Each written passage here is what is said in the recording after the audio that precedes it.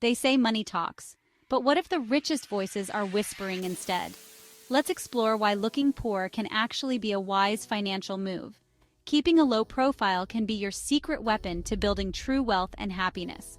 By resisting the urge to constantly upgrade our lifestyles, we break free from the cycle of endless desire and financial stress.